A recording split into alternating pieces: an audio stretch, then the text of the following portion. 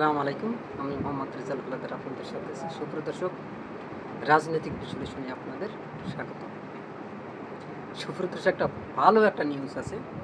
নিউজটা হলো, আপনারা জানেন যে সাবেক প্রধানমন্ত্রী শেখ হাসিনা প্রত্যাবর্তনকে ঘিরে একটা চাঞ্চল্যকর তথ্য। সেই তথ্যটা হলো সিলেট টুডে 24-এ মানে একটা গুগলে একটা নিউজ লিখেছে। তারা লিখেছে যে শেখ হাসিনার সঙ্গে 40 বিমান নিয়ে ঢাকায় নামার ঘোষণা দিয়েছেন আনারুজ্জামান। এই আনারুজ্জামান কে জানেন? সিলেটের মেয়র। আসলে কি বলছে আমরা এই নিউজটা পড়ি, আপনাদের সাথে শেয়ার করি, পরে আমরা বিশ্লেষণ করব। সবাই সঙ্গে থাকবেন। এরপর আছে কিছু গুরুত্বপূর্ণ তথ্য, যেটা আমি প্রথমবার আপনাদের দিতে যাচ্ছি। ভিডিওটি সম্পূর্ণ দেখার আহ্বান করি। দেখেন, ডিসেম্বরে দেশে ফেরার ঘোষণা দিয়েছেন ভারতে থাকা সাবেক প্রধানমন্ত্রী শেখ হাসিনা। শেখ হাসিনার সঙ্গে 40টি বিমান নিয়ে ঢাকায় নামার ঘোষণা দিয়েছেন সিলেট সিটি কর্পোরেশনের সাবেক মেয়র আনোয়ারুজ্জামান চৌধুরী। যা নিয়ে ফেসবুকে ট্রোল করেছেন অনেকে বলছেন যে ফেসবুকে একজন জানতে চেয়েছেন এতগুলো বিমান ল্যান্ড করবে কোথায়। আর একজন মন্তব্য করেছেন বাসের কথা বলতে গিয়ে ভুলে বলে ফেলেছে বিমানের কথা, 40টি বিমানের কথা। যাই হোক, মানবতা বিরোধী অপরাধের অভিযোগের রায় মাথায় নিয়ে ভারত নির্বাসনে থাকা সাবেক প্রধানমন্ত্রী শেখ হাসিনা সম্প্রতি রয়টার্সকে দেওয়া এক সাক্ষাৎকারে এ বছর ডিসেম্বরে দেশে ফেরার পরিকল্পনার কথা বলেছে। মানে ভারতীয় একটা গণমাধ্যম আছেন, আপনারা জানেন যে রয়টার্স, সেই রয়টার্সের তিনি একটা দিয়েছেন, একটা সাক্ষাৎকার দিয়েছেন। তিনি রয়টার্সটা তারা জিজ্ঞেস করছে যে আপনি আসলে আমের উদ্দেশ্য কী, আপনি কি কখনো দেশে ফিরবেন না? তিনি বলছে অবশ্যই আমি ডিসেম্বরে দেশে ফিরব এবং আমি সকল নেতাকর্মীকে নিয়ে দেশে গিয়ে আমরা করব, সিলিন্ডার করব, আর কি আত্মসমর্পণ করব। আসলে দেখেন, যখন তিনি তাকে ছাত্র জনতা মিলে দেশ থেকে তাড়িয়ে দিয়েছে, তখনই যখন ভারতে তিনি গেছে, তখন ভারতে গিয়েই তার একটা বক্তব্য দেওয়া উচিত ছিল বাংলাদেশের মানুষের উদ্দেশ্যে, যে দেখেন আমি জনগণের প্রতিনিধি ছিলাম, হয়তোবা বৈধ বা অবৈধ, কিন্তু আমি তারপরেও এখন বর্তমানে একটা বাংলাদেশের প্রধানমন্ত্রী। আমি বাংলাদেশের প্রধানমন্ত্রী হিসেবে আমি একটা বক্তব্য দিতে চাই। যদি আমি কোনো ভুল ত্রুটি করে থাকি, হয়তোবা মানুষ ভুলের কেউই উঠতে না, হয়তোবা ভুলে আমি এই যে কাজগুলো করেছি, এই কাজগুলো আমার একদম করা উচিত হয় নাই। ছাত্রদের উপর গুলি করা উচিত হয় নাই, সাধারণ মানুষকে মারা উচিত হয় নাই। হয়তোবা আমার ক্ষমতার লোভের কারণে আজকে আমার এই পরিণতি হয়েছে। আমি সকল মানুষের কাছে, সবার কাছে আমি ক্ষমা চাই। আমি জাতির কাছে ক্ষমা চাই। আমি আমাদের দল, আমার সংগঠন যে আওয়ামী লীগ, এই আওয়ামী লীগের যত নেতৃবৃন্দ আছে সকলের পক্ষ থেকে আমি মাননীয় প্রধানমন্ত্রী হিসাবে আমি শেখ হাসিনা আপনাদের সবার কাছে ক্ষমা চাই। এই কথাটা যদি বলতো, তাহলে বাঙালি কিন্তু আবেগপ্রবণ মানুষ, বাঙালিরা কিন্তু অনেক কিছু ভুলে যেত। কারণ দেখেন, আওয়ামী লীগ কিন্তু একটা ছোট দল না, একটা বড় দল। তাদের ভুলের কারণে তাদের নিজের পায়ে তারা নিজে কুড়াল মেরেছে। আচ্ছা, ক্ষমতার লোভ এত থাকতে হবে কেন?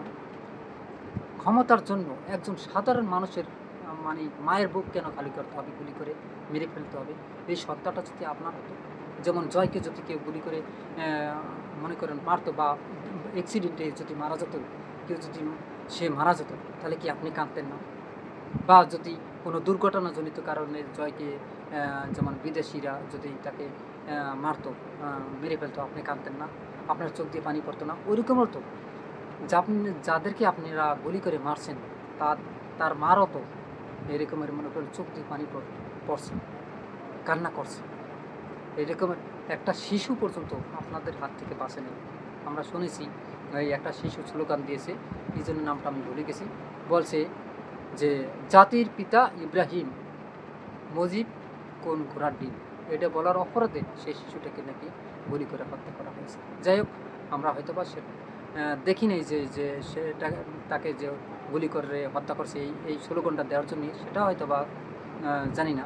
তবে আমরা শুনেছি যে ওই শিশুটির মা বলছে জাতির পিতা ইব্রাহিম, মজিব কোন ঘোড়ার ডিম, এগুলো বলার কারণে নাকি শিশুটিকে গুলি করে হত্যা করা হয়েছে। যাই হোক, আসলে মানবতার ঊর্ধ্বে কোনো মানুষই হতে পারে না। আর আরেকটা কথা মনে রাখবেন, এই ক্ষমতার লোভ যাদের আছে, একটা কথা মনে রাখবেন, মানুষ চিরস্থায়ী ক্ষমতাবান হতে পারবে না, পারেনি। ফেরান পর্যন্ত হতে পারেনি। ফেরানের ক্ষমতার চেয়ে কি আপনার ক্ষমতা বেশি ছিল? দেখছেন ফেরানের অবস্থা কি এখনও? পচে না, গলে না, খায় না, পোকায় ধরে না, কিচ্ছু করে না, এখনও কিন্তু সে হয়ে আছে, কাঠ বডি হয়ে আছে মিশরে। দেখেন, ওগুলো নিয়ে আপনাদের কিন্তু শিক্ষার একটা প্রয়োজন আছে। সকল ক্ষমতার মালিককে আল্লাহ, আল্লাহকে মানতে হবে। আসলে রাজনীতির বিষয়টা, এই রাজনীতিবিদ যারা আছেন তাদের মাথা মানে ক্ষমতা পেলেই তারা মানে আমি একটা ভাব দেখায়, রাজা রাজা ভাব দেখায়। সেই ভাবের কারণেই এই যে সাধারণ মানুষের কথা ভুলে গিয়ে সাধারণ মানুষকে অত্যাচার করে, নিপীড়ন করে। আয়নাঘর বানানো লাগবে কেন? আমি আপনাদের একজন প্রজা, যেহেতু আপনি রাজা, আপনি রাষ্ট্রপ্রধান মানে কি রাজা, আমি আপনার প্রজা। আপনার প্রজাকে আপনাকে কেন কেন মারতে হবে? কারণ কি? আপনার প্রজাকে তো আপনার চোখ গরম দিলে তুই হয়ে যায়, বা আমি যদি অন্যায় করি অবশ্যই আমার বিচার হবে। আপনি গুম করবেন, আয়নাঘরে রাখবেন, 9 বছর 10 বছর পর্যন্ত করে রাখছেন। ইলিয়াস আলীকে হত্যা করে কোথায় তার লাশ ফেলেই দিয়েছেন, এখন পর্যন্ত কেউ পায় নাই। সে গুমের কথা কেউ জানে না। এগুলো কি মিথ্যা? সব বানোয়াট।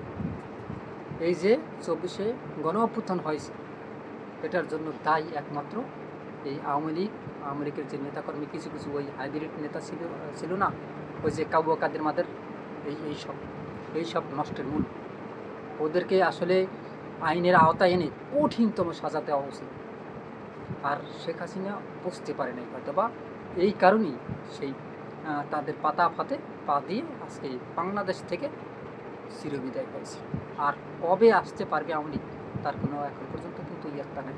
তবে যে প্রসঙ্গটা আমরা আসছি এখন, ওই যে মানবতা বিরোধীর অভিযোগে ফাঁসির রায় মাথায় নিয়ে ভারতের নির্বাসনে থাকা সাবেক প্রধানমন্ত্রী শেখ হাসিনা সম্প্রতি রয়টার্সকে দেওয়া এক সাক্ষাৎকারে এবছর ডিসেম্বরে দেশে ফেরার পরিকল্পনার কথা বলেছেন।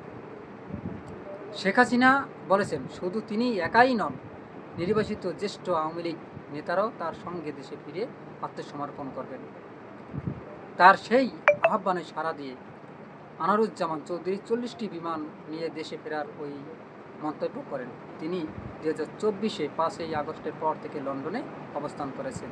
আনারুজ্জামান চৌধুরী ওই বক্তব্যের একটি ভিডিও অনেকে সোশ্যাল মিডিয়ায় শেয়ার করেছিল। সেখানে তিনি বলেছেন, উনি শেখ হাসিনা যাবেন, উনি মোকাবেলা করবেন, উনি বলছেন উনি যাবেন। আমাদের সমস্ত নেতাকর্মী এখানে যারা আছেন, এই ইংল্যান্ড থেকে 10টি বিমান চার্টার হয় যাবে নেতাকর্মীরা, এবং বিশ্বের বিভিন্ন জায়গা থেকে। তারা বসে থাকলে চলবে না। ইনশাল্লাহ বঙ্গবন্ধু কন্যা শেখ হাসিনার সাথে হয়তো 40টির উপরে বিমান গিয়ে একসাথে ঢাকায় আন্তর্জাতিক বিমানবন্দরে নামবে। যাই হোক, মূল কথা হলো, এইসব লোকেরাই পাম দিয়ে শেখ হাসিনার পতন ঘটিয়েছে। এবং এই যে শেখ হাসিনাকে পাম দিতে দিতে একদম রাজনীতিক ক্যারিয়ারটা ধ্বংস করে ফেলেছে এইসব নেতা। আনারুজ্জামানের মতো নেতারা এখনও নির্বাসিত জীবন কাটাচ্ছে বাহিরে, বাংলাদেশে আসতে পারে না ভয়ে তারা এখনও পরে খেলা হবে। এখনও সে বাংলাদেশের হুমকি দুমকি দিয়ে কথা বলে। এদের আসলে লাজ লজ্জা নাই। এদেরকে জোতা পিটা করলেও জোতার অসম্মান হয় আসলে এইসব নেতার কারণে আজকে শেখ হাসিনার পর। সুপ্রদর্শক, আপনারা কী মনে করেন? অবশ্যই আপনাদের মতামত কমেন্টে জানাবেন।